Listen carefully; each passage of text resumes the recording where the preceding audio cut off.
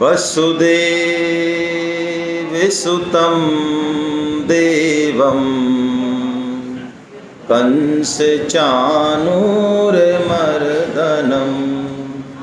देवकी परमानंदं कृष्णं वंदे जगद्गुरुं। आप सभी वैष्णव जनों के चरणों में दंडवत प्रणाम। हरे कृष्णा। पाल साहब बोलो मतलब भगवान श्री कृष्ण की अद्भुत कृपा कि मानव जीवन में जो सर्वोच्च महत्वपूर्ण काम है उसके लिए हम संकल्प कर पाए और वो घटित भी हमारे जीवन में हो रहा है। गंगा मैया की कृपा से, भगवान श्री हरि की कृपा से, और इसमें जो भी निमित्त बने हैं, हमारे गौरांग पाल साहब, विश्वजीत पाल साहब, हमारे मिथिलेश चौधरी जी, अपर्णा जी, या जो भी और पांडे साहब और भी बहुत लोग, आप अपने आप खुद भी, वो सब बड़े बधाई के पात्र हैं।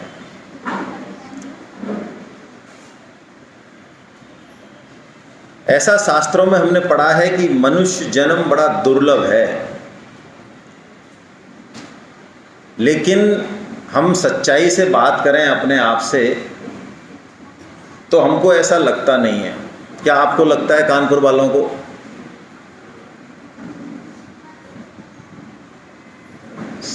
शास्त्रों में, संतों के सत्संग में 50 जगह आता है कि साहब मनुष्य जन्म बड़ा दुर्लभ है, बहुत दुर्लभ है मनुष्य जन्म। देवता भी इसके लिए जो है याचना करते रहते हैं, भगवान से भीख मांगते रहते हैं। देवता जिनकी पूजा हम करते हैं, जिनकी थोड़ी कृपा हो जाए हमारे ऊपर तो हम अपने आप को धन्य समझते हैं, वो देवता, वायु देवता, अग्नि देवता, इंद्र देवता, लक्ष्मी जी, ये सारे देवता भी जिसके लिए तरस रहे हैं, हम तो उनके लिए तरस रहे हैं जो उनके पास है। उनकी छोटी सी कृपा हो जाए तो हम अपने आप को धन्य समझें, उनकी छोटी सी निगाह टेढ़ी हो जाए तो हमारी हालत ख़राब हो जाए। वायु, अग्नि, ये प्रकोप जितने भी हैं, भूकंप है ना, बाढ़ वगैरह सब, उनका प्रकोप हो जाए तो हमारी हालत ख़राब हो जाए। उनके पास जो है ताकत, वो यदि हमको मिल जाए थोड़ी सी तो हम धन्य समझ लें अपने आप को। तो शास्त्र तो ऐसी बात कह रहा है कि वो देवता भी इस मनुष्य जन्म में आने के लिए मर रहे हैं, तड़प रहे हैं। क्या ये बात आपके पचती है क्या? भाई देखो, हम लोग यहाँ 2 दिन जो है ना, कोई प्रवचन मोड में होकर नहीं बैठे जैसे कि आप बैठे हैं। यहाँ कोई प्रवचन नहीं होने वाला है। यहाँ हम लोग 2 दिन भगवान की वाणी गीता पर चर्चा करेंगे। और चर्चा कब होती है, संवाद कब होता है? जब दोनों बोलें, हम भी बोलें और आप भी बोलें, है ना। आप बिल्कुल जो है सावधान की मुद्रा में यहाँ पे जो है बैठे रहें और आराम से नाश्ता लंच लेते रहें टाइम टू टाइम। इसके लिए नहीं मत एज्यूम करना आपको ये लग भी गया होगा हमको देख के कि हम कोई प्रवचन वाले बाबा जी तो हैं भी नहीं। हम भी आपकी तरह गृहस्थ हैं भाई, नौकरी भी कर रहे हैं अच्छी खासी और पूरी ईमानदारी से कर रहे हैं, गृहस्थी भी चला रहे हैं। तो मैं तो ये कह रहा हूँ कि हम यहाँ पे बैठे हैं, यहाँ आए हैं, इसमें भगवान की विशेष कृपा है। हमें समझ में नहीं आए वो हमारी प्रॉब्लम है, ठीक है ना। उल्लू को सूरज कभी दिखे ना तो ये उसकी प्रॉब्लम है। सूरज तो है, अब उल्लू जांग फटकारता रहे कि मेरी ज़िंदगी हो गई यार, 80 साल हो गए, मेरे बाल सफ़ेद हो गए, मेरा भी तो कोई अनुभव है, जब मैंने देखा ही नहीं किसी चीज़ को तो हो कैसे सकती है वो कुछ भी करता रहे, वो चकता रहे, वो उसकी प्रॉब्लम है। ऐसे हमारी भी कई प्रॉब्लम है, वो अपनी जगह है, लेकिन सत्य अपनी जगह है। सत्य ये है कि मनुष्य जन्म मिलना अति अति अति दुर्लभ है। मनुष्य जन्म मिलना भी अति अति दुर्लभ है, उसमें भी गीता के लिए इकट्ठा हो जाना है। गीता के लिए कोई लॉटरी निकल रही होती, कोई 10-5 करोड़ रुपए बट रहे होते, कोई ट्रेनिंग हो रही होती किसी बिजनेस की, कोई और चीज़ें होती तो हमारा इकट्ठा होना, कोई मौज मज़ा होता, कोई पार्टी होती, कोई शादी होती, कोई रिजॉर्ट होता, कुछ होता तो समझ में आती है बात। गीता के लिए इकट्ठा हो जाना, लेकिन हम हो गए। अब जैसे भी हुए हों वो सबकी अपनी अपनी कहानी है, लेकिन हो तो गए हैं। तो ये दूसरी कृपा है। मनुष्य जन्म मिलना पहली कृपा, और दूसरी कृपा मुमुक्षा। मुमुक्षा मतलब जानने की इच्छा, जानने की इच्छा। यार सुन तो लें, जरा देख तो लें, थोड़ा समय निकाल दें इस जीवन में। 2 दिन का समय दिया आपने, कितना इम्पोर्टेंट समय दिया, कोई कम थोड़ी है। तो ये घट गया है, ये आसान नहीं था भाई। हम में से बहुत ईमानदारी से ऐसे बंदे हाथ खड़ा करें जो गीता के लिए मरे जा रहे थे। जैसे हम रोटी के लिए मरते हैं, पानी के लिए मरते हैं, व्हाट्सएप के लिए मरते हैं, ऐसे गीता के लिए जो मरे जा रहे थे कि साहब 50 साल हो गए, गीता कहीं मिल नहीं रही है पढ़ने को, सुनने को, हमको रात को नींद नहीं आती है, हमको भूख नहीं लगती है महाराज, प्यास नहीं लगती, हम तो पागल हो जाएंगे, हमको गीता चाहिए साहब, तुरंत चाहिए, कोई पढ़ाने वाला, कोई सुनाने वाला मिले साहब। ऐसे कोई है क्या महारथी? अरे आपसे ही बात कर रहा हूँ भाई, ऐसे कोई महारथी हैं क्या कानपुर में? हम सब जगह जाते हैं, ऑल ओवर इंडिया, मिलते नहीं है। हमको कानपुर में मिल जाए क्या पता, गंगा मैया किनारे। अब आप देखो यहाँ 123 लोगों का रजिस्ट्रेशन है, आप संख्या देख लो अभी। जबकि हम प्रोग्राम लेट नहीं करते हैं, लेकिन चलो सर्वजन हिताय में हमने प्रोग्राम लेट किया, 9:30 बजे शुरू किया। हम लेट नहीं करते हैं 1 मिनट भी। हमारा जो 2 दिन का प्रोग्राम है मिनट टू मिनट है, इसमें कोई फॉर्मेलिटी नहीं होगी, कोई चीफ गेस्ट नहीं आएंगे, कोई माला नहीं पहनाई जाएगी, कोई फालतू की बात नहीं होगी। हमारे यहाँ बिल्कुल मिनट टू मिनट प्रोग्राम है। 1 मिनट भी आप चूके तो चूके, पता नहीं कौन सी बात निकल जाए।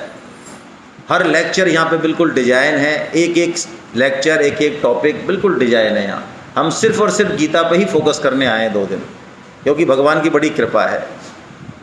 तो मैं आपसे पूछ रहा हूँ, ऐसी हमारे अंदर कोई व्यग्रता, कोई जलन, कोई तड़प पैदा नहीं हुई गीता के प्रति, फिर भी हमको गीता मिली गई। ये भगवान की दूसरी कृपा।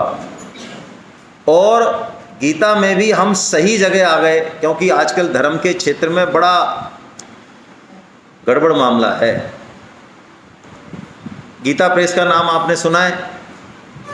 तो गीता प्रेस आज भी हमारी भारतीय संस्कृति को, धर्म को, उसके साहित्य को आज भी बहुत कम कीमत पर, लागत से भी कम कीमत पर आज भी घर घर में दे रही है। आज हमारे पास यदि कुछ हम अपने आप को धार्मिक कह पा रहे हैं, कुछ पढ़ पा रहे हैं, हम हाथ खड़े करते साहब हमने शिव पुराण पढ़ लिया, हमने रामचरितमानस पढ़ ली, हमारे पास गीता पढ़ी है, घर पे पढ़ी नहीं है, हमारे पास गीता पढ़ी है। तो वो पढ़ी भी है तो वो किसकी वजह से पढ़ी है? किसकी वजह से पढ़ी है भाई? गीता प्रेस की वजह से पढ़ी है। हो सकता है आपके पिताजी के पास पढ़ी हो, चलो आप भी बहुत बढ़िया हैं, पिताजी बहुत बढ़िया, तो दादाजी होंगे, उनके पास कुछ ना कुछ होगा मटेरियल, वो गीता प्रेस की वजह से। ऐसे भी लोग हैं दुनिया में जो बिजनेस कर रहे हैं, किसके लिए? लागत मूल्य से आधी कीमत पर सामान देने के लिए। ये सेवा है, इसे कहते हैं सेवा। खाना खिलाना, कंबल बांटना, फोटो खिंचाना, ये सेवा नहीं मानती गीता। जो हम सेवा करते हैं, परोपकार करते हैं, उसको नहीं मानती गीता। ये सेवा है कि किसी के जीवन में परिवर्तन आ जाए, वो खुद चलना सीख जाए, तो गीता यही काम करने वाली है। गीता हमसे हमारा ही परिचय कराएगी। आप कहेंगे हमसे हमारा परिचय? अरे हम तो जानते हैं हम कौन है। आप जानते हैं आप कौन है?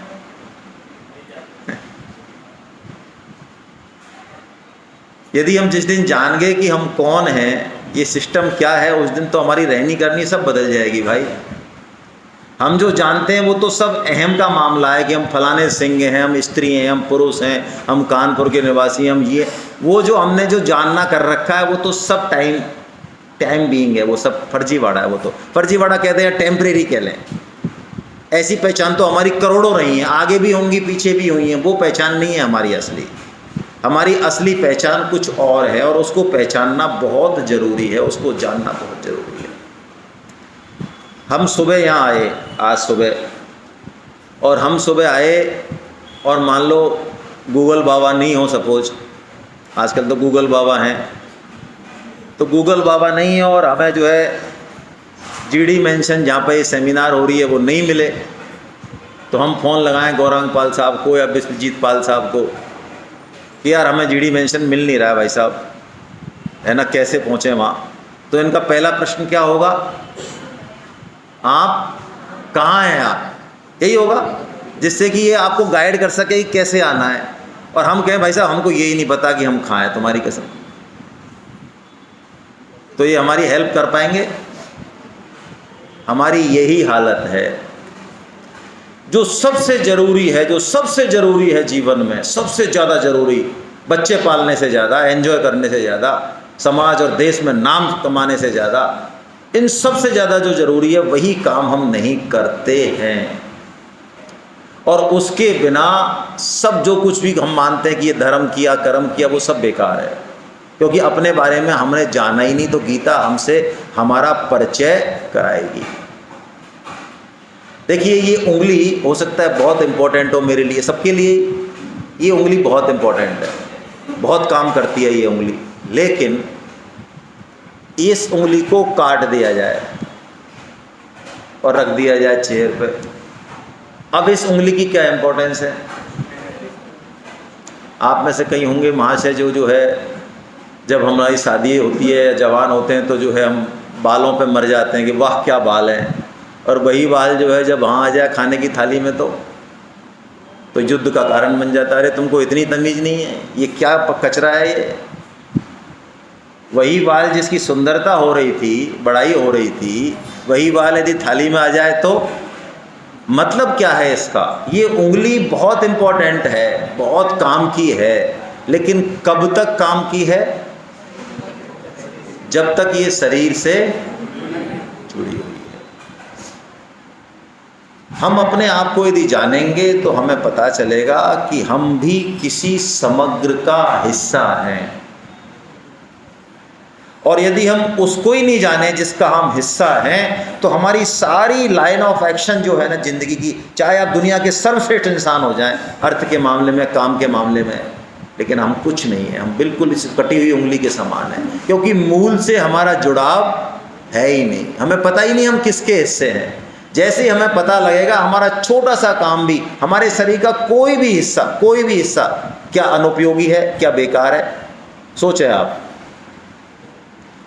ऐसा होता है कि सर में चोट लगे तो हम अच्छे डॉक्टर के पास जाएं, और पैर में चोट लगे, अरे पैर तो क्या है, तो शूद्र हैं, इनको तो किसी को ही दिखा दो, नीम हकीम को। ऐसा करते हैं क्या हम?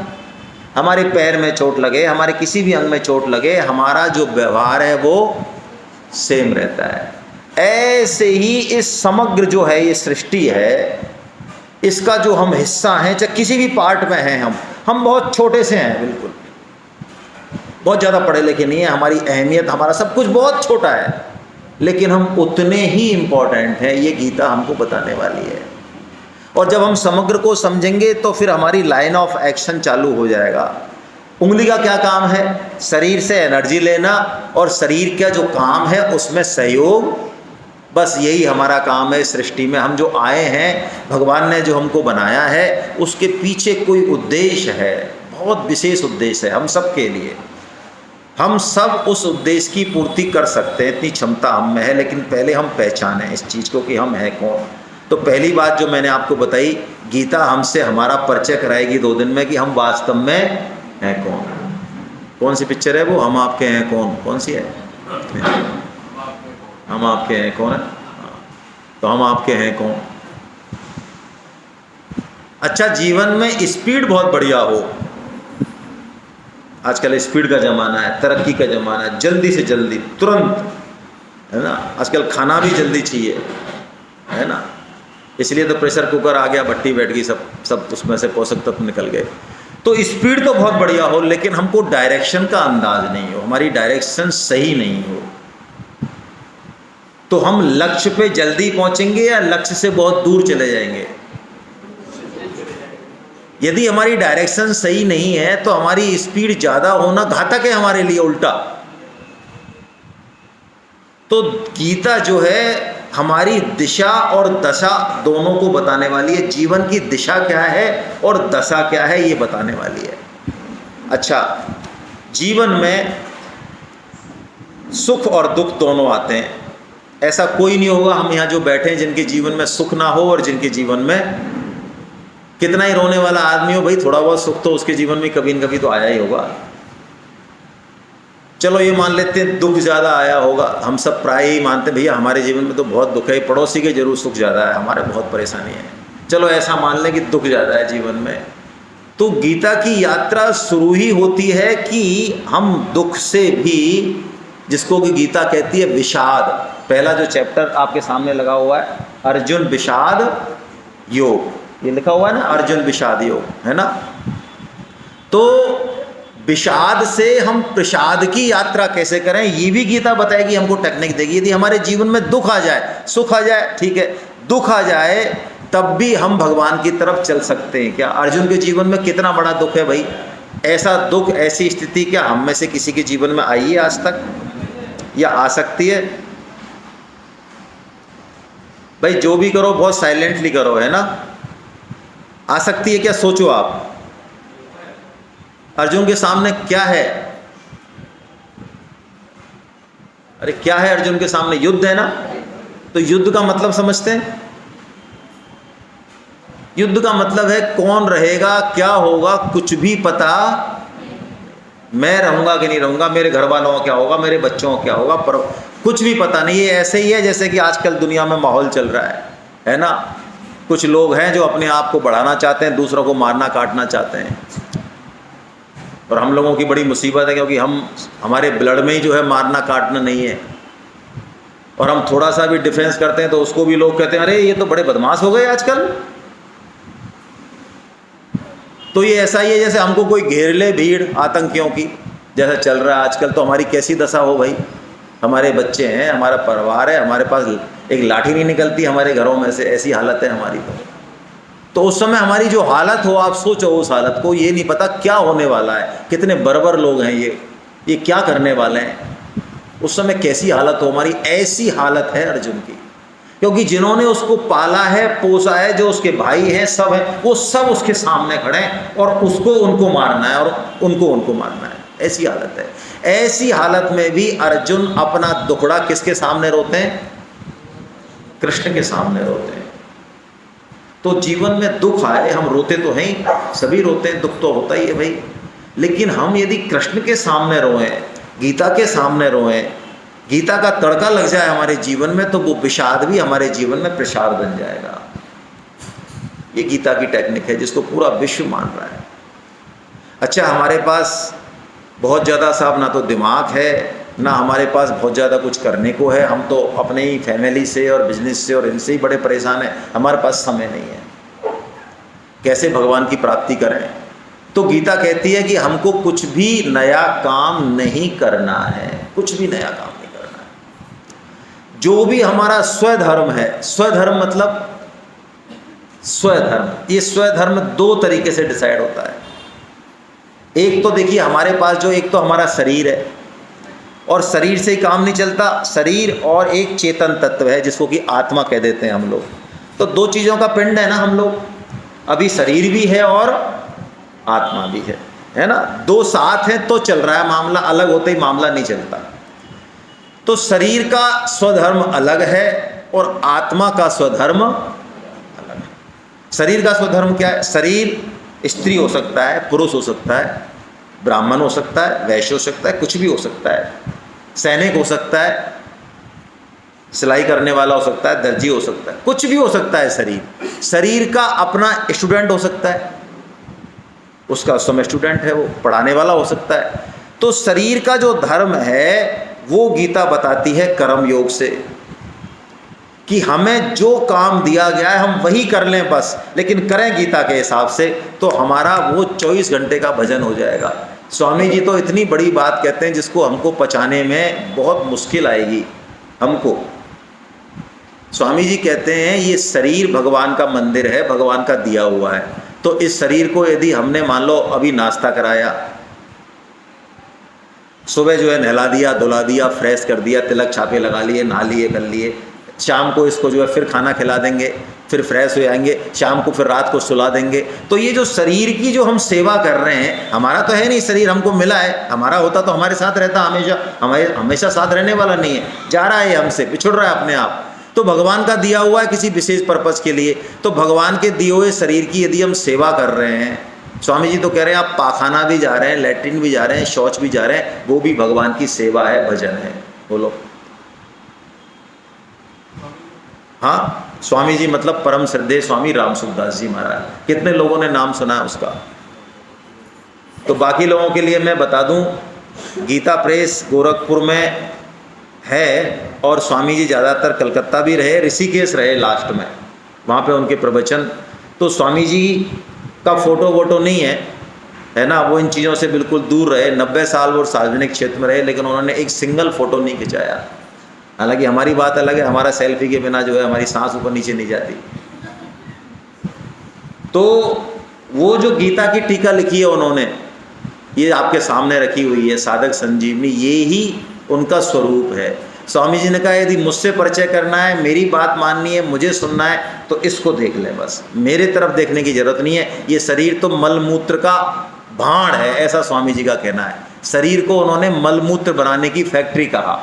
यदि हम इसको जो भगवान ने पर्पज दिया उसमें नहीं लगाते हैं तो इसका कोई उपयोग नहीं है। और दूसरा, स्वामी जी के गंगा जल पिला लो, 56 भोग खिला लो, कुछ भी खिला लो, कुछ भी पिला लो और मलमूत्र बना लो, ये फैक्ट्री है ये। हाँ, इसका एक बहुत बड़ा उपयोग है, सदुपयोग, कि ये ऐसा मलमूत्र का भांड होते हुए भी ये वो काम करा सकता है जो देवता और बाकी योनियों के लिए भी दुर्लभ है। इतना उसका उपयोग है, लेकिन बस वही उपयोग है, वो नहीं किया, बाकी इससे अर्थ किया, काम किया, 4 काम किए तो कोई उपयोग नहीं है। 4 काम कौन से?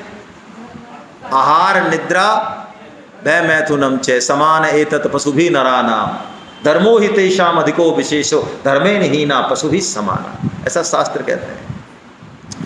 यदि 4 कामों में ही इसका सदुपयोग हम कर रहे हैं तो हम पशुओं से भी गए बीते हैं, ऐसा शास्त्र का कथन है। 4 काम कौन कौन से? आहार, हम सुबह से दौड़ लगाते हैं रात तक, उसके पीछे क्या कारण है भाई? भोजन व्यवस्था करनी है, खिलाना पिलाना है लोगों को, परिवार को पालना, यही है ना मेन। बढ़िया से बढ़िया अच्छा खा, हमने कई रिसर्च कर ली। आहार निद्रा, बढ़िया से हम सो जाएं जिससे अगले दिन फ्रेश हों। सोने के लिए घर वर चाहिए, गद्दे वद्दे चाहिए, बिस्तर, वो व्यवस्था हमने बना ली। निद्रा, आहार निद्रा, भय, भय मतलब सिक्योरिटी अरेंजमेंट, हमारे लाइफ सिक्योर रहे, हमारे बच्चे सुरक्षित रहें, हमारी अगली पीढ़ी हो, 7वीं पीढ़ी तक का इंतजाम करते हैं लोग, तो है ना। तो सिक्योरिटी अरेंजमेंट कर लिया। और मैथुन, सेक्सुअल प्लीजर। यदि ये 4 काम आप एनालिसिस करें हम सब मिलके, यदि ये 4 काम ही हम कर रहे हैं तो शास्त्र कह रहा है हम पशुओं से भी गए बीते हैं, क्योंकि ये 4 काम पशु भी करते हैं और हमसे बेहतर करते हैं। आपको किसी को शंका हो तो पूछ ले, मैं बता दूंगा 4 कामों में से कि साहब कौन से सेक्टर में, चारों में बढ़िया करते हैं वो, चारों में वो हमसे बहुत बहुत बढ़िया है। आप कहेंगे वो हमने खाना इतना अच्छा खाया, वो तो फालतू की चीज़ें खाते हैं। अच्छा, आप में से ऐसे लोग होंगे जो मांसाहार को देख लें तो उल्टी आ जाए, होंगे ऐसे भी। या और मैं बात करूं तो चाइना चले जाएं तो जो कॉकरोच छिपकली होती हैं उनको जो है कढ़ाई में तल के और सामने लाते हैं, 5000 रुपये की डिश होती है वो 5 स्टार में, ऐसे मत मुँह में गाड़ो आप। समुद्री प्रजातियां होती हैं, खोज जहाज जाते हैं, वहाँ से लाते हैं, फिर उनको फ्राई करते हैं। साहब ये फलाना झींगर है, ये फलाना कीड़ा है, उसके लोग बढ़िया बढ़िया डॉलर देते हैं। तो आपको तो उसको देख के क्या आ रही है? उल्टी। और जो उसका शौकीन है वो तो कहता है आज तो लाइफ बन गई यार, आज तो। आप समझ रहे हैं मैं क्या कहना चाह रहा हूँ? मैं ये कहना चाह रहा हूँ कि सूअर भी, कुत्ता भी जो मल खा रहा है ना, उसका भी आनंद हमसे बेहतर है अपने खाने में। आप ऐसा मत माने कि 56 भोग में आनंद है, उसको, हमको 56 भोग में जितना आनंद नहीं आ रहा है उससे ज़्यादा आनंद वो किस में ले रहा है? वो विष्ठा में ले रहा है, मल में ले रहा है। तो हम उनसे बेहतर नहीं है। तो 4 कामों में ही यदि जिंदगी जा रही है तो फिर हम उनसे बेहतर नहीं है, तो फिर हम बेहतर कैसे हैं, क्यों आए हैं इस सृष्टि में, ये गीता हमको बताएगी। हम कौन है, भगवान कौन है, जगत कौन है, इन सब से हमारा परिचय कराएगी गीता। और इसके लिए भगवान ने हमको 2 वीटो पावर दी, जिससे कि हम जो असली काम दिया, जो लक्ष्य दिया हमको, वो हम कर सकें। अब आपके प्रश्न आ सकता है दिमाग में कि साहब हम कैसे माने कि हमको कोई लक्ष्य दिया है, मनुष्य जीवन का कोई लक्ष्य है, ये हम कैसे एक्सेप्ट करें? हमने तो यही सुना है, खाओ पियो मौज करो मित्रा, है ना। जिंदगी में आए, कैसे आए पता नहीं है। हम जिंदगी में आए इसका मैकेनिज्म हम में से किसी को पता है? किसी को नहीं पता होता ना, बस हम आ गए हैं। अरे और तो छोड़ो, हमारे इस पेट में अभी हमने देखो कुछ भी खाया, चाहे लंच में कुछ और पाएंगे हम, अभी जलेबी खाई, पोहे खाए, पकोड़े खाए। अच्छा, इन तीनों में से कौन से खाने में खून है बताओ? खून, खून, ब्लड, रक्त। मांस, हड्डी नहीं है। तो अंदर ऐसा क्या सिस्टम है जो तीनों ही चीज बनती है इससे? बोलो, हड्डी बनती नहीं बनती इससे? नहीं बनती। रक्त बनता है नहीं बनता है? मांस, रज, वीर्य, मद, तो बुलाओ। अब हमारे तो बन रहा है ना, हमने तो खाया है ना, तो हम आपको कहते हैं भाई साहब थोड़ा 50 ग्राम खून की जरूरत है, बताओ कितने पोहे और कितनी जलेबी दे दें आपको? हमको पता है कौन से खाने से कैसे बन रहा है, हमको पता है। हम, हमारा पेट है, हम इतने सालों से खा रहे हैं, ये सब चीज़ें हो रही हैं, हमारे साथ ही हो रही हैं, हमें पता है। तो कोई ना कोई शक्ति को मानना पड़ेगा कि कुछ है जो, और कितना बना रही है? उतना ही बना रही है जितना उसको, और कहाँ पहुँचा रही है? उतना ही पहुँचा रही है। यहाँ ज़रूरत है तो यहाँ पहुँचाएगी, यहाँ ज़रूरत है तो यहाँ पहुँचाएगी, जहाँ ज़रूरत है वहाँ सब चीज़ें पहुँच रही हैं और बन रही हैं। तो क्या सिस्टम है भाई अंदर? इसका मतलब कोई ना कोई ताकत तो है जिसने हमें भी बनाया, इस सिस्टम को ही बनाया, हमसे ज़्यादा इंटेलिजेंट है, हमसे ज़्यादा सुपीरियर है। उसको जानना ही मनुष्य जीवन का लक्ष्य है असली। और वैसे भी हम एनालॉजी से समझें, सिंपल एनालॉजी से समझें, कोई भी चीज़ का निर्माण बाद में होता है, उसका पर्पज, उसकी आवश्यकता पहले होती है। भाई मेरे को कम से कम बड़ी खुशी की बात है, 8-10 बच्चे दिख रहे हैं यहाँ पे, है ना। ये जो भी इनको लेके आए हैं उनके लिए आप ताली बजा दो, उनके माता पिता के लिए, है ना। हाँ, स्वयं इनके लिए भी, और जो भी इनको लाने में हेतु बने इन बच्चों को, उनको मैं प्रणाम करता हूँ कि कम से कम वो लाए तो सही। कैसे भी लाए बेचारे, मेहनत बहुत करनी पड़ेगी, इनको घेरने में बहुत मेहनत करनी पड़ती है। हाँ, क्योंकि इनकी बड़ी बड़ी बीमारियाँ हैं, तो वहाँ से इनको खींच के लाना, वो भी गीता जैसी बोरिंग चीज़ें, वो कहते हैं अरे क्यों बोर कर रही हो मम्मी, गीता सुननी है क्या? लेकिन चलो आ गए, क्यों आ गए? मैं क्यों आपसे ताली बजवा रहा हूँ भाई? ऐसी फोकट में नहीं बजवा रहा हूँ। हम सबके पहले स्कूलों में टीके लगते थे, जितने भी बुजुर्ग देख रहे हैं ये तो हाँ भरेंगे कम से कम। आजकल पता नहीं, आजकल तो हॉस्पिटलों में लगते हैं, पहले स्कूलों में टीके लगते थे। बोलो लगते नहीं लगते? कई तो भाग जाते हैं, हमारे जैसे तो टीका वाला आ रहा है कि भाग जाओ यार, क्योंकि फिर वो पकेगा, फिर उसमें पता नहीं कुछ लगाते थे, थूक वूक लगाते थे, या वो बीड़ी का वो भी लगा लेते थे कई। पहले के नाटक बड़े अलग थे, तुमको पता नहीं है बच्चों। तो अच्छा, मैं पूछ रहा हूँ आपसे कि वो जो टीके लगते थे उनको यदि बचपन में लगाने की बजाय, क्योंकि हम डर रहे हैं उस समय, बच्चे हैं भाई, अब लगा दें हम बुढ़ापे में तो बढ़िया है? नहीं है ना? क्यों नहीं है? अरे अब जीली जिंदगी, अब क्या है, फायदा तो है लेकिन उतना फायदा नहीं है भाई। तो हमारे गीताओं में और भागवत कथाओं में रिजेक्टेड पीस आते हैं ज्यादातर।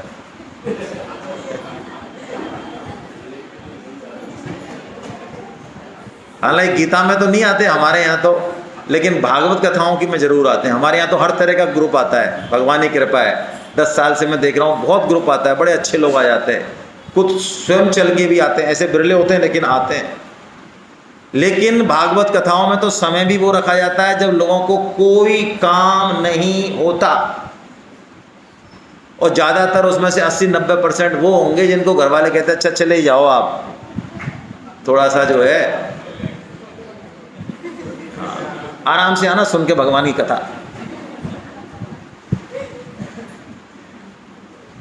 तो भाई टीका या भगवत गीता रूपी टीका ये बचपन में लग जाए तो पता चलेगा। आप IIT कर रहे हो, आप इंजीनियरिंग कर रहे हो, आप कुछ भी कर रहे हो, मैं आपको चैलेंज के साथ कहता हूँ, यदि आप भगवत गीता का आश्रय ले रहे हैं, आप जो काम कर रहे हैं उसमें ब्यूटी आ जाएगी, उसमें सफलता मिलेगी आपको। सुख और सफलता किसी सांसारिक उपलब्धि को पाने में है ही नहीं। ये बच्चों को समझ में आ जाएगा गीता कि हमें IIT जरूर बनना है, डॉक्टर जरूर बनना है, लेकिन ये अंतिम लक्ष्य नहीं है भाई। गीता का जीवन का अंतिम लक्ष्य नहीं है। ये ऐसी चीज़ नहीं है कि नी मिली तो यहाँ रेल की पटरी के नीचे जाके सो जाओ, ऐसी चीज़ नहीं है ये। अरे हम किसी पर्टिकुलर पर्पज के लिए बने हैं। यदि आपको इस डायरेक्शन में सफलता नहीं मिल रही है तो आप पक्की बात मान लो भगवान ने कुछ और के लिए बनाया है आपको, उसको पहचानो और लगो आगे। लेकिन ना तो माँ बाप को फुर्सत है, ना तो उन्होंने पढ़ी, उन्होंने भी 2 दूनी 4 और 4 दूनी 8 ही सीखा जिंदगी में। तो बच्चों को भी वही सिखा रहे हैं, बनना है बेटा तेरे को डॉक्टर। अभी हम कल किसी सत्संग में थे तो महात्मा गांधी हॉस्पिटल है जयपुर में, उसके ऑनर जो मालिक है वो बोल रहे थे, बहुत बड़ा हॉस्पिटल है जयपुर का, SMS के बाद 2nd नंबर का है। वो कहते हैं कि हमारे यहाँ 250 बच्चे हर साल भर्ती होते हैं। हम जब उनका कॉमन सेशन करते हैं तो हम उनसे पूछते हैं कि भाई तुम में से कितने ऐसे लोग हैं जो डॉक्टर नहीं बनना चाहते थे? तो वो कहते हैं बड़े मज़े की बात है, 40% हाथ उठते हैं। हम उनसे पूछते हैं भाई क्यों बने फिर, या क्या करें? पिताजी और माताजी लठ लेके खड़े थे पीछे हमारे, वो तो नहीं बन पाए। उन्होंने कहा बेटा तेरे को बनना है, हम तो ठस से थे दिमाग से, लेकिन तू इंटेलिजेंट है, तू कर हमारे सपनों को पूरा। ये ले, अब वो बनना ही नहीं चाहता है, अब उसको ज़बरदस्ती झोंक दिया इसमें। अब वो डॉक्टर बन के भी क्या करेगा, वो तो भगवान मालिक है। उसकी ज़िंदगी के साथ बहुत बड़ा अन्याय कर दिया। गीता हमको ये बताएगी कि आप किसके लिए बने हैं, असली पर्पस क्या है। ये जितने भी हैं बाकी जो हम समझ रहे हैं, जिसको कि हमने ज़िंदगी का सर्वोच्च लक्ष्य समझ लिया है, ये सर्वोच्च लक्ष्य नहीं है, ये साधन है मात्र। अब आपको जयपुर जाना है तो आप ट्रेन से जाओ, प्लेन से जाओ, खुद ही गाड़ी से जाओ, बस से जाओ, ये एक बाया मीडिया है भाई।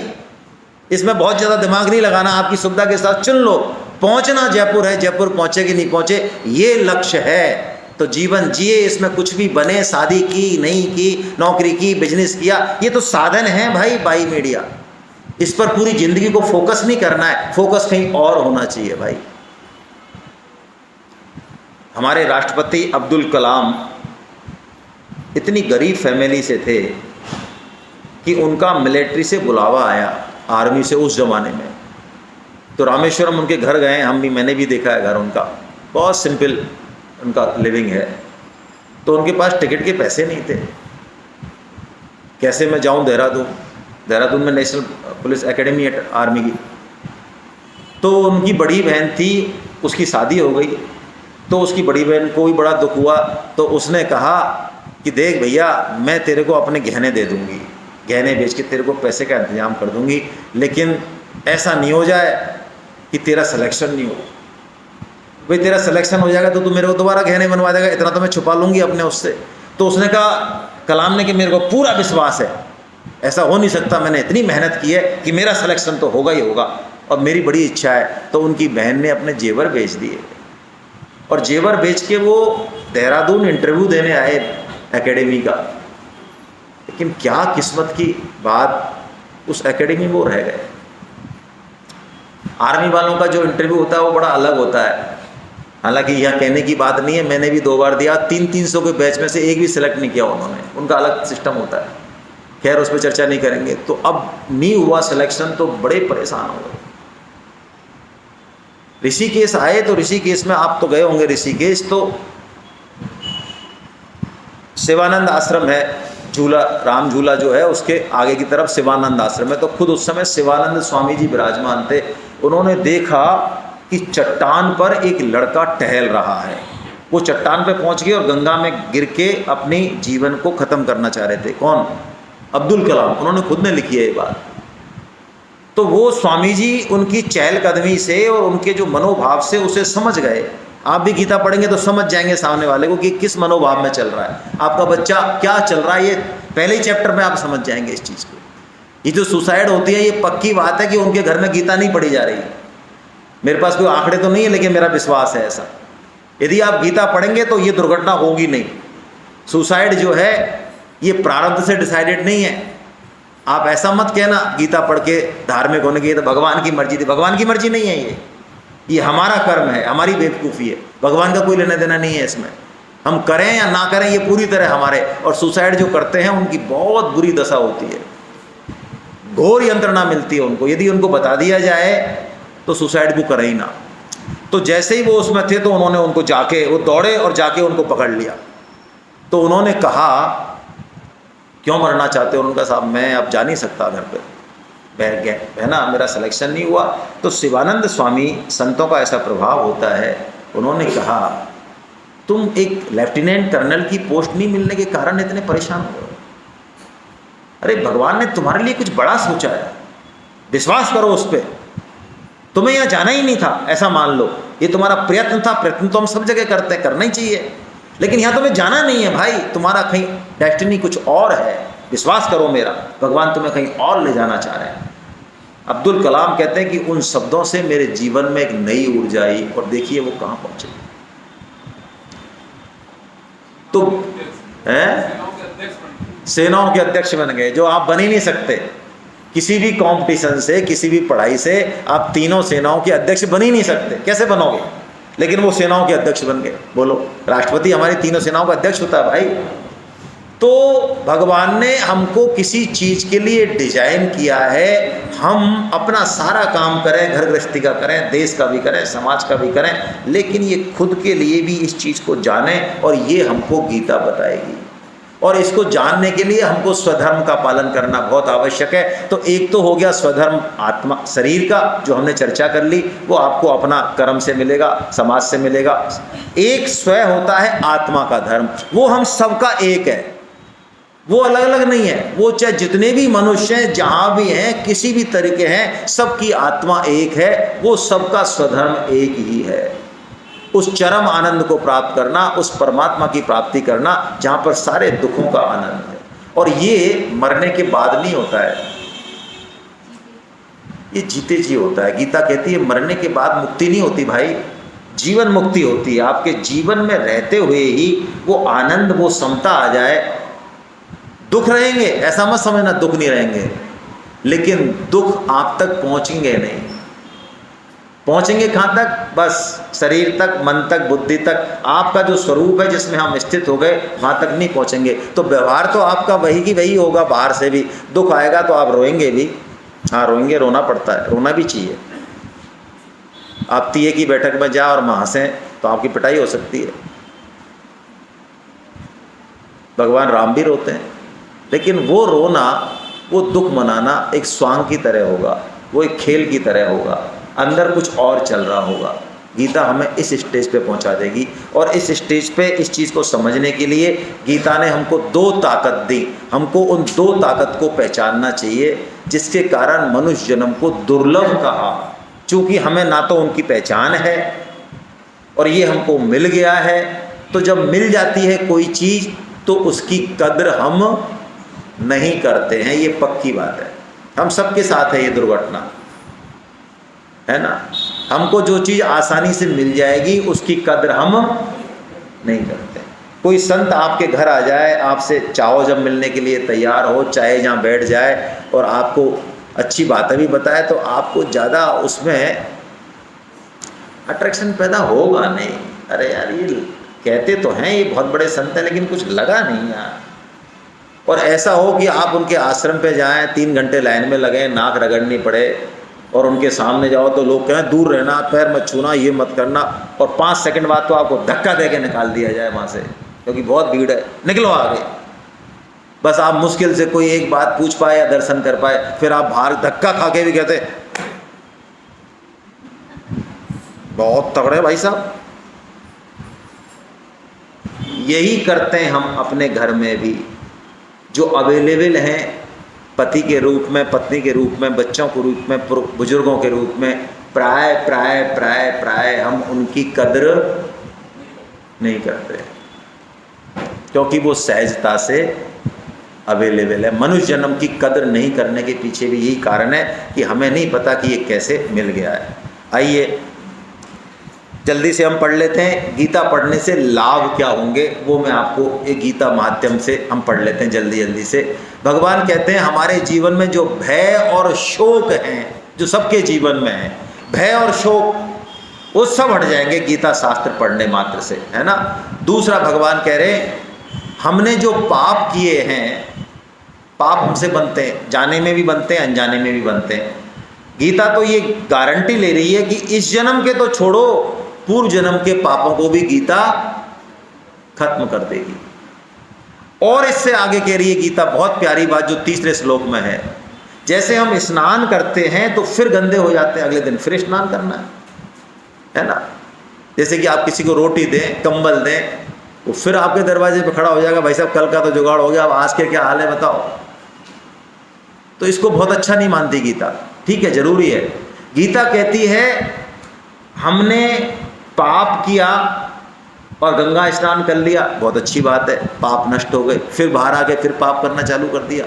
तो गीता तो क्या करती है, पाप करने की जो वृत्ति है उसको नष्ट कर देती है, जिससे कि जीवन में पाप करने की वासना हमारे मन में उठे ही ना, ऐसी बात कहती है। इसलिए वेदव्यास जी महाराज कहते हैं कि हमको और कुछ पढ़ने से क्या लेना देना, एक गीता ही हमारे लिए काफ़ी। सारे शास्त्रों का इसमें सार है, गीता में सारे शास्त्रों का सार है।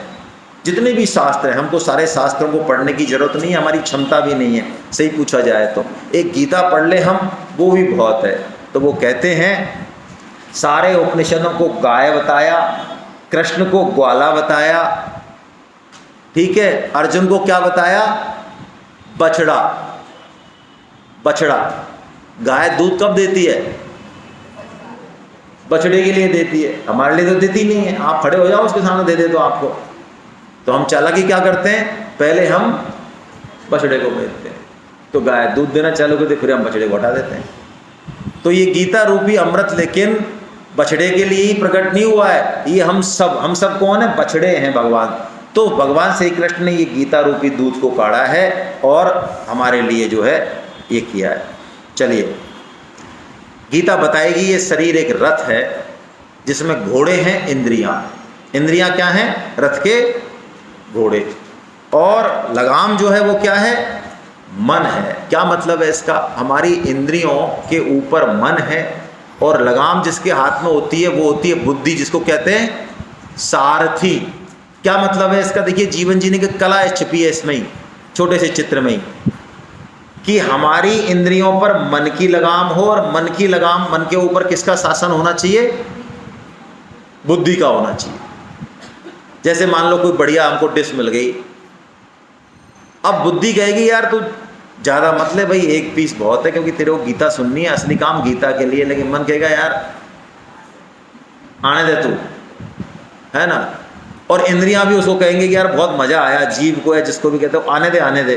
तो यदि बुद्धि का शासन नहीं हुआ तो गड़बड़ हो जाएगी। लेकिन देखिए यहाँ तक भी ये रथ के बाहरी उपकरण है, असली चीज़ कौन है, रथ में कौन बैठा है, ये सारी चीज़ सारथी, घोड़े, लगाम वगैरह, ये पहिए वहिए सब किसके लिए हैं, ये रथी के लिए है, रथी आत्मा के लिए है।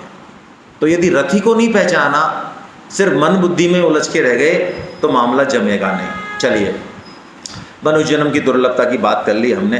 अब हम बात कर रहे हैं किसकी, कि हमारे पास दो वीटो पावर क्या हैं। तो सबसे पहली पावर हमारे पास है विवेक।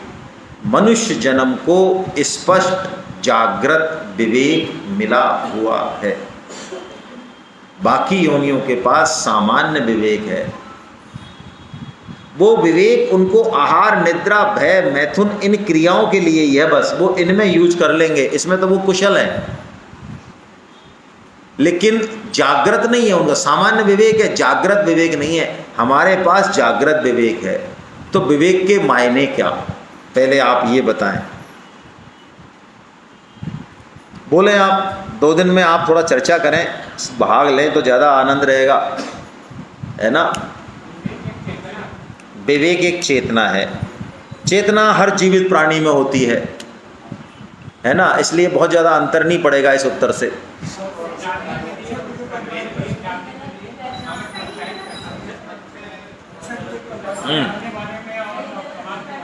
सही गलत की पहचान, चलिए, और बहुत बढ़िया, सही गलत की पहचान, है ना। लेकिन सही गलत भी पशु पक्षी पहचानते हैं।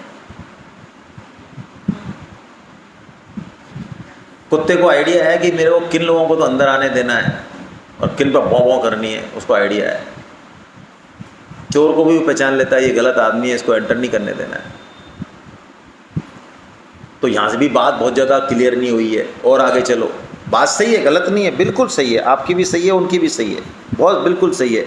और हम इसको क्रिस्टल क्लियर करना चाह रहे हैं।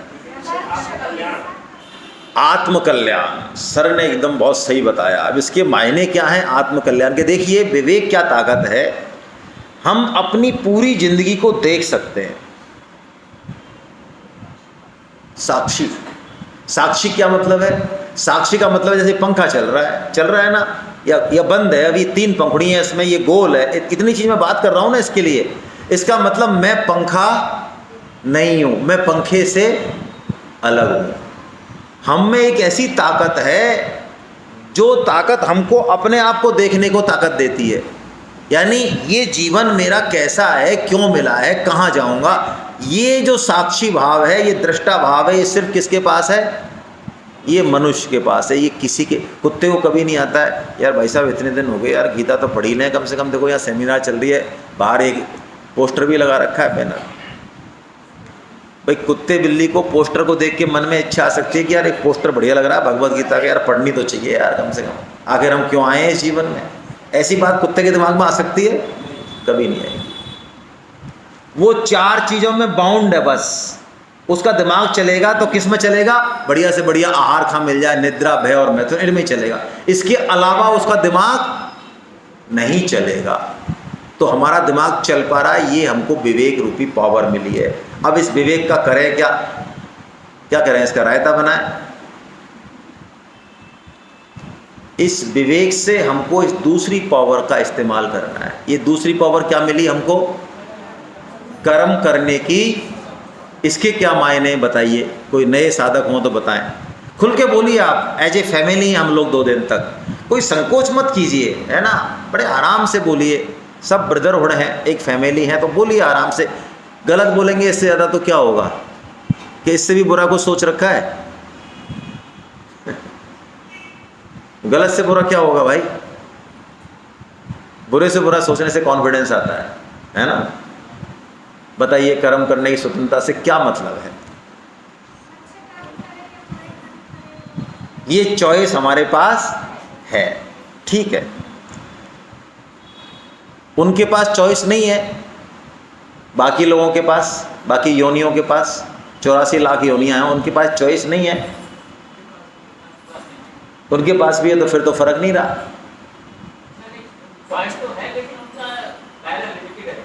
हाँ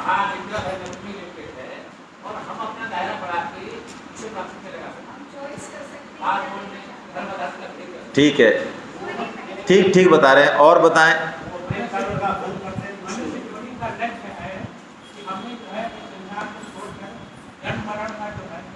देखिए 2 चीजें होती हैं, एक तो होता है प्रारब्ध, सुना है आपने, भाग्य जिसे बोलते हैं। तो मनुष्य जन्म में प्रारब्ध है या नहीं? प्रारब्ध का मतलब क्या है? पूर्व जन्म से हमें कुछ नहीं करना, वो हमको मिलेगा ही, घटेगा ही हमारे साथ। जैसे जीवन में दुख आएगा, रोक नहीं सकते आप। 1 करोड़ रुपए आपकी लॉटरी लगनी है, रोक नहीं सकते, आपको लगेगी। आप चाहे जिंदगी में टिकट मत खरीदो, वो टिकट खरीदवा देगा आपको प्रारब्ध। 1 करोड़ रुपए जाएंगे, रोक नहीं सकते आप, रोक ही नहीं सकते। प्रारब्ध का मतलब क्या है? वो होना है, घटित है। तो हमारे मनुष्य जन्म में प्रारब्ध भी है, बहुत कुछ है प्रारब्ध, बहुत बड़ा प्रारब्ध है हमारे साथ भी। ध्यान रखना, हम टोटल फ्री नहीं है काम करने के लिए। कोई यदि सोचे कि मैं टोटल फ्री हूँ, ना, लिमिटेड फ्रीडम है हमको भी। तो प्रारब्ध के क्षेत्र में हमको कोई फ्रीडम नहीं है, ऐसा मान लें। लेकिन प्रारब्ध के अलावा भी हमारे पास बहुत कुछ ऐसा है जहां हम फ्री हैं नया काम करने के लिए, चाहे अच्छा या बुरा। लेकिन पशुओं के पास, पक्षियों के पास, उनके पास कोई फ्रीडम, उनकी पूरी जिंदगी प्रारब्ध से ही गवर्न होती है। समझ में आई बात? कुत्ते का पहले से डिसाइडेड है ये कौन सी फैमिली में पैदा होगा, कौन सी कॉलोनी में जाएगा, मर्सिडीज में घूमेगा या गली में डंडे खाएगा। हाँ, उसको डिसाइडेड है कि ये मर्सिडीज में घूमेगा, इसकी 1 दिन की बिस्किट का खर्चा इतना होगा जितना हमारे और आप जैसे वालों का तो महीने खर्चा निकल जाए। हाँ, डिसाइडेड है। क्यों? प्रारब्ध का मतलब है जो हमने पूर्व जन्मों में किया उसका हम फल भोग कर रहे हैं। तो वो मनुष्य योनि में भी होता है, और बाकी योनि तो सारी भोग योनियां हैं। यानी हमने मनुष्य जन्म में जो किया उसको भोगने के लिए हो सकता है हमको इन पशुओं की योनि में, पक्षियों की योनि में, पेड़ों की योनियों में, कीड़े मकोड़ियों की योनि में जन्म लेना पड़े। क्यों लेना पड़े? वो पाप और पुण्य को हमको भोगना है और फ्री होके फिर मनुष्य योनि में आना है। वहाँ पे भी कुछ बच जाएंगे जो भोगेंगे, लेकिन मैक्सिमम लॉट हमने यहाँ निकाल दिया। ये मतलब है, यानी हमारे पास कर्म करने की जो फ्रीडम है, स्वतंत्रता है, वो मनुष्य योनि में है, बाकी योनियों में नहीं। ठीक है, अब हमने इन दोनों चीज़ों को यूज नहीं किया तो हमारा मनुष्य जन्म बेकार है। यदि हमने यूज नहीं किया इनको, ये जो स्वतंत्रता है ये दो फील्ड में होती है, ध्यान रखें। 4 पुरुषार्थ कहे हमारे शास्त्रों में, कौन कौन से? धर्म, अर्थ, काम और, तो ये जो अर्थ और काम है, अर्थ और काम, इसमें प्रारब्ध की मुख्यता है। यानी आपके जीवन में जो पैसा आएगा, पैसे से सुख आएगा, जो आपके जीवन में संबंध हैं, माता पिता हैं, पत्नी है, पति है, उससे सुख है क्या? धन है तो उससे सुख है क्या? आपकी कितनी कामना पूर्ति हो रही है? कितना पैसा, पद प्रतिष्ठा समाज में, ये मैक्सिमम आपकी डिसाइडेड है। हेलो, ये डिसाइडेड है। लेकिन धर्म में और मोक्ष में, इसमें प्रारब्ध से आपको मौका जरूर मिलेगा सत्संग का, गीता सुनने का, बस इतना ही प्रारब्ध है। बाकी अब उसमें चलना आपको पड़ेगा, उसमें प्रारब्ध का कोई लेना देना, कितना चलोगे कि नहीं चलोगे, कि सुनोगे कि नहीं सुनोगे, ये किस पर डिपेंड है? ये है कर्म करने की स्वतंत्रता, यहाँ है, यहाँ नहीं है। लेकिन हम अपनी पूरी एनर्जी जीवन की कहाँ लगाते हैं भाई? अर्थ और काम में लगाते हैं या धर्म और मोक्ष में लगाते हैं? बल्कि हम पढ़े लिखे लोग, धार्मिक कहलाने वाले लोग, पूछ लो आप समाज में, उनसे पूछो भाई साहब गीता सेमिनार थी ना, आपने रजिस्ट्रेशन भी कराया, आप क्यों नहीं गए? अरे क्या करें भाई साहब, भगवान को मंजूर ही नहीं था। हाँ, इनकी हॉटलाइन पे बात होती है भगवान से। हाँ, ऐसे मत समझ लेना, ये पूछ लेते हैं फटाफट भगवान से, बोलो आपको मंजूर है कि नहीं। व्हाट्सएप देखने से पहले भी भगवान से पूछते हैं ये कि हम व्हाट्सएप को हाथ में लें कि नहीं लें। मंजूर नहीं होता तो नहीं लेते हैं, ये मर जाए भले 3 दिन तक, और भगवान ही इनको उंगली पकड़ के और वहाँ तक ले जाते हैं जलेबी खाने। यदि भगवान नहीं ले जाए तो ये मरे ही नहीं, कहा वाली मर जाए। हाँ, तो इसलिए ये सत्संग भी भगवान के ऊपर छोड़ देते हैं बेचारे। और दुकान जाना हो, प्लॉट खरीदना हो, है ना, और कुछ काम करना हो समाज में, माँ भगवान याद नहीं आते, माँ तो अपना पुरुषार्थ है। तो देखो हमने क्या बाजीगरी कर रखी है अपने जीवन में, उल्टी बाजीगरी कर रखी है। जहाँ भगवान का लेना देना नहीं है, वहाँ तो घुसा रखा है भगवान को। अरे भाई आपको कॉल आ गया ना, ये स्वामी जी, ये गीता प्रेस, ये सेठ जी, ये हमने पैदा नहीं किए, ये हमारे कोई प्रार्थना का परिणाम नहीं है, ये भगवान ने भेज दिया हमको। आज कलयुग में भी हमको सारा साहित्य मिल रहा है, गीता मिल रही है, ये कम बात नहीं, गंगा मिल रही है, ये रहेंगे नहीं। आपको बहुत स्पष्ट शब्दों में मैं निवेदन कर रहा हूँ, ये गंगा जिसमें कि हम स्नान कर पा रहे हैं, हमारा चित्त शुद्धि हो रही है, ये गंगा बहुत समय तक रहने वाली नहीं है, हो सकता है 100 सालों में ही समाप्त हो जाए। तो हम इनका लाभ ले लें, बस ये हमारे हाथ में है। लेकिन हम यहाँ तो छोड़ देते हैं किसके ऊपर? भगवान के ऊपर। तो ये कर्म करने की स्वतंत्रता का दुरुपयोग है ना।